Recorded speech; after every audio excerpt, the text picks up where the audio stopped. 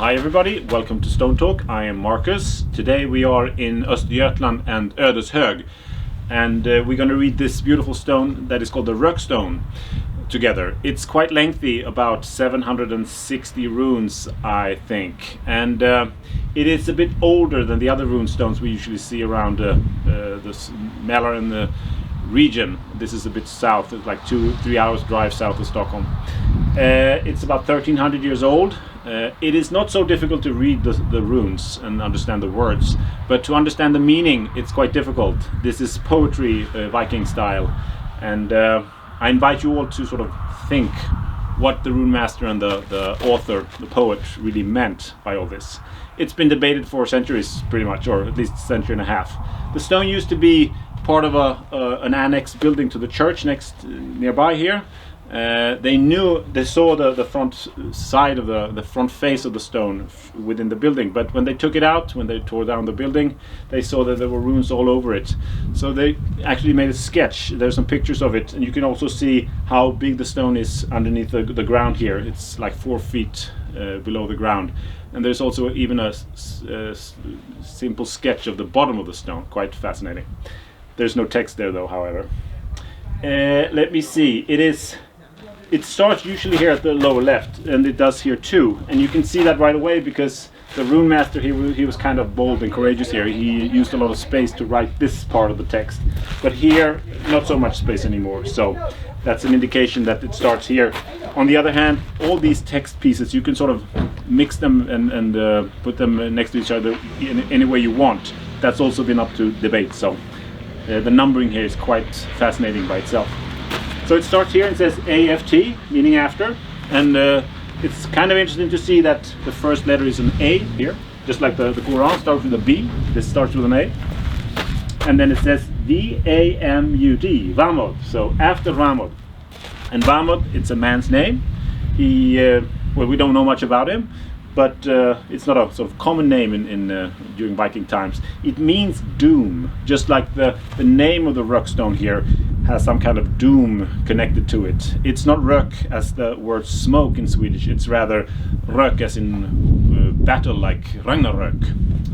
So, Aft Vamod, and then it says S-T-A-N-T-A, Stanta, meaning standing, of course. This is sort of half English, half Swedish, so it's not so hard to understand if you only speak English. And then R-U-N-A-R, Runar.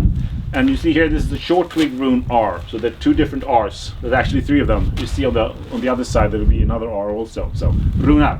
So Afvamod Stanta Runar. So these runes here are made in the memory of Vamod. And then it says D-A-R and a cross sign. And Dar means of course there, but there, here, who knows the difference really. The strange thing is that there's a interpunctuation already, because it doesn't really fit, but maybe that has some meaning too, because there are some other punctuations that are not crosses, so we'll see. And then it says A-N, the first bar here, part of the lower bar here is also an A, and then N, or E-N maybe, excuse me, and then V-A-R-I-N, Varin, Ingvarin. So Varin is also a man's name. It's not common at all, but we see it here, Varin. And then F-A-D-I, Fadi. So, and Varin Fadi. And Fadi, it means, in this context, he's the poet. Varin is the poet who wrote the runic text here. It's a verb that sort of stems from way back in Indo-European history. It means something like arranging sheep together. So, Varin here, he arranged the runes to make this text here. So, in Varin Fadi. And then it says F-A-D-I-R, Fadir. So he was the father, of course, after Vamod, I would assume, already. There is sort of a cliffhanger here. There are many of them on the stone. And then it says, Fadir, let me see, Fadir. And then A-F-T again, just like here. And it means after. And then we'll see what happens. It says F-A-I-G-I-N.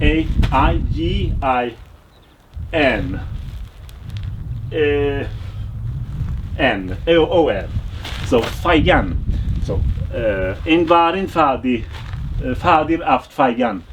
And then it says S-U-N-A-U again, Sonu. So what does Faigan mean? Well, it turns out that it means, technically in modern Swedish it means feg. That's not of course what they meant here. In Viking times, when you were in battle and you were about to die, you didn't die because your enemy overpowered you specifically. I mean, in the end that happened, but it was the gods, it was the Valkyria who chose who was like up next to die, preferably to go to Valhalla maybe. And when the Valkyria pointed at you, you became feig, and then you became weak and you died because of in the battle with your enemy. And to be feig, it means like to be weak. In modern Swedish we use the word for a coward. I wouldn't assume that Vamo was a coward though, of course. And in English, or let's say in German, you can be vague, right? This is a vague description in English. So this would be the same kind of word here. So, aft varin, ein varin fadir aft feigen sonu. So, Varin, he wrote this poem in memory of his doomed son, because Vamod was about to die. Of course, when this stone was written, he was already dead, most likely. So, what does it say more? It says, this bar is not part of the text here, but it says S-A-G-U-M. So sagum means let's say, or we are saying, I am saying, it is said, something like that, depending on how you interpret the grammar. And now you see this M here.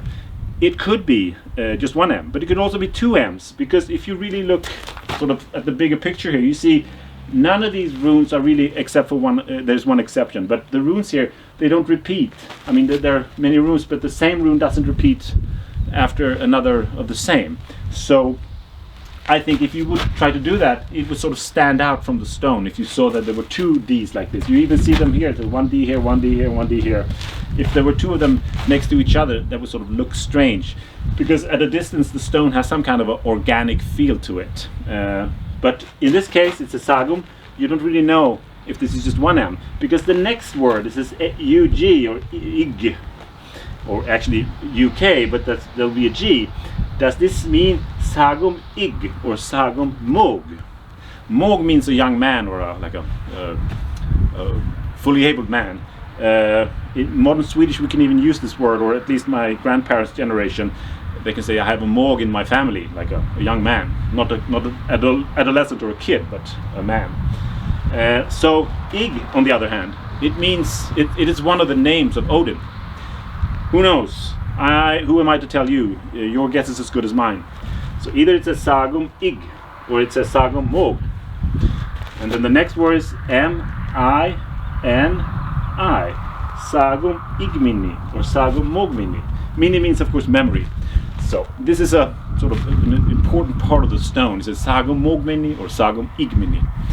It means either let's say this, all you young readers, because of course to the rune master, or the Varin here, the poet, we're all young in a sense.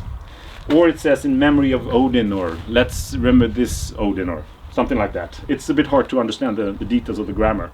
And again, your guess is as good as mine, I'd say. So, sagum mogmini. And then DAT, meaning that. Sagum mogmini that. And then it says V-H-U-A-R-I-A-R.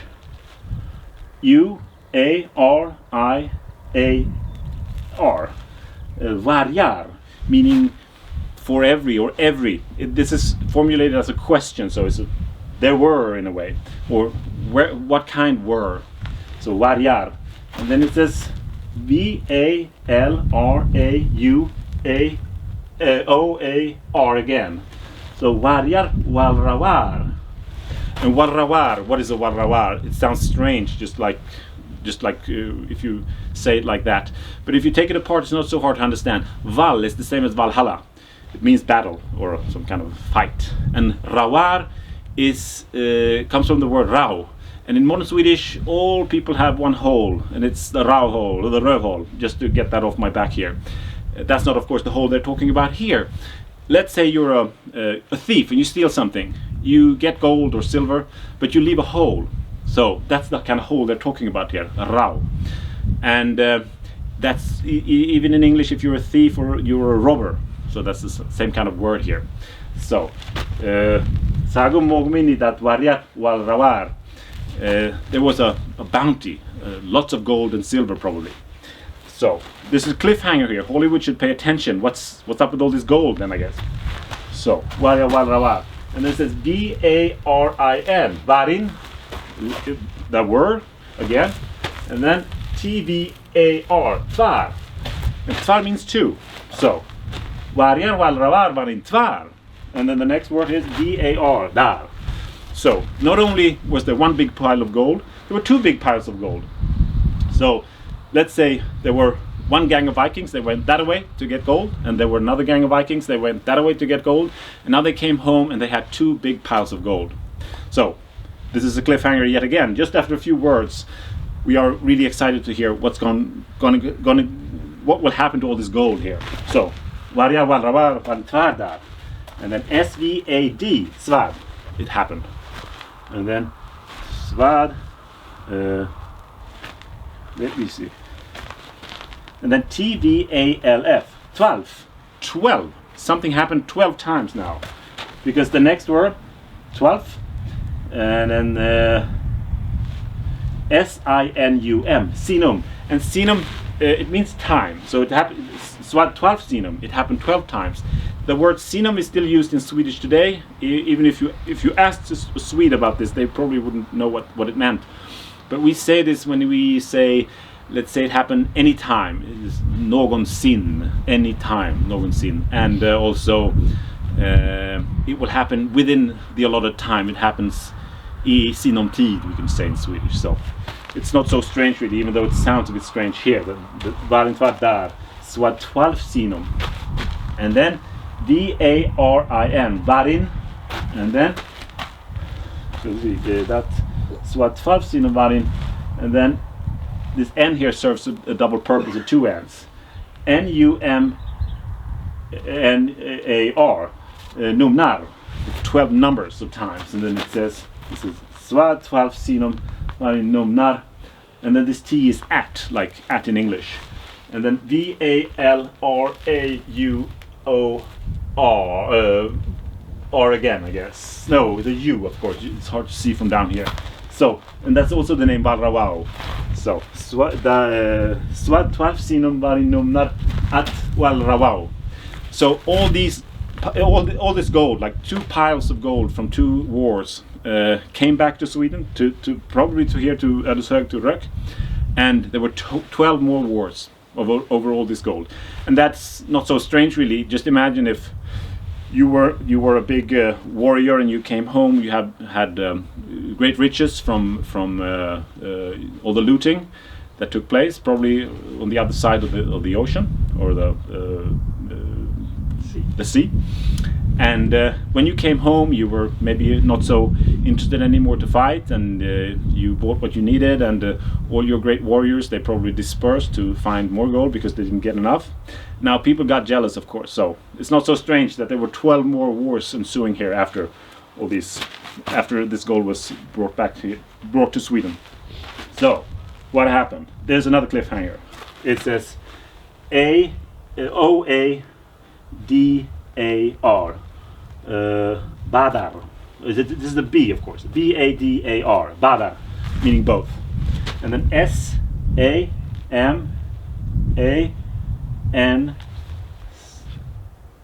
of course. Saman. And together. So both together. Badar, Saman. And then O or A. And then Y-M-I-S-U-M. Imisum. It's a strange word maybe. If you ask the Swede what imisum mean, they probably wouldn't understand. But it is not hard at all, because we still use this word quite often in Swedish, but we don't say imisum, we say umsum. So it means from one man to another in this case, because the next word is M-A-N-U-M, manum. So, badar saman a imisum manum. And now we have interpunctuation, so that's the end of the first stanza. Of course, if you don't count really the cross there up after that. Dar. So, badar samana imisum manum. So let's read the whole thing again and see what it feels like. It says aft vamut stanta runar dar. Invarin fadi. Fadir aft faigan sonu. Sago mogmeni. Dat varjar valravar var in tvar dar. Swat 12 sinom varinomnat at walrawao. Badar saman a imisum manum. So that's end of stanza 1. It feels like coffee time now, but let's keep reading and see what happens. It says DAT again, that, and then SAGUM, sagum, that sagum. So that is now said again. And then that sagum. And then ONART, it means, or ANRART, so it's anart. So that's sagum anart. So that is now said secondly. Anart meaning second time in Swedish. Anart.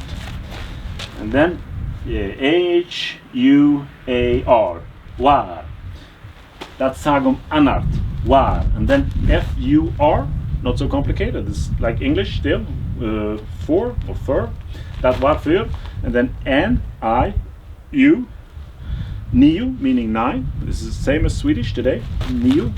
And then ALTUM, altum, meaning ages. So something were for 9 ages. That'll be like maybe 9.30 years or maybe 900 years, given the fact that this stone is about, it was written in the 9th century, so maybe this whole father-son thing was a Christian reference. Who knows? Who am I to tell you? Your guess is as good as mine. But that's sagum anart varför nio altum. And then there's on, the preposition. And then UARDI, wardi. And then FIARU, fiaru. Fiaru could mean was removed from, taken far away to. And wardi probably means life. So somebody, or it refers to that life was taken. So 9 ages ago, the life was taken away. And then it says MIR, mir, with, or at, within. And then RIADK or GUTUM, Reitgutum. And Reitgut, that would be the Reitgeats, the people of the Reitgeats, whoever they were. This is not really 100% known, but maybe they were living across the ocean from here, the Baltic Sea, or maybe they were living just in the neighborhood here. We don't really know. There are many theories. I mean, you can't really tell, but the Reitgutum. So this person died, whomever died 9 ages ago with the Reitgutums. Maybe he was a prisoner, maybe he went there for a war, but let's keep reading and see what it says. Mir Reitgutum, and then AUK, a common word, I mean auk, or means and in English, and then it says TU. It could be and died, because tu could mean die, but it could also keep reading here. It says MIR again, just as it says MIR with the Reitgutum. It says tu mir, and that means judging, to be a judge, or to be judged, possibly here. The grammar is not so easy to see. So, mir Reitgutum akdomir, and then on, ub, on ub, there's a preposition, more prepositions here, and it says sakar, saka. So, farnio altum on ardifiaru mir Reitgutum akdomir on ub sakar.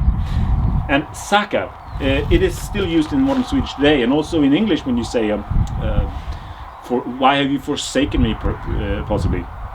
It means guilty here, but we use this in Swedish for a word that if you go to the courthouse and there is an argument, a dispute, the actual thing that you're disputing is a sak, or a thing. So in this case here, sak means, in the old sense, guilt. So you're arguing over the guilt at the court when you have a thing to discuss or to negotiate at the court. So this word is still in use. So akdomir anobsaka. Maybe this person who died 9 ages ago was guilty and he died with the Reitgeats. Who knows? Who am I to tell you? Your guess is as good as mine. So now I think it's time for coffee. Let's read down here and then we have to switch side to this one. But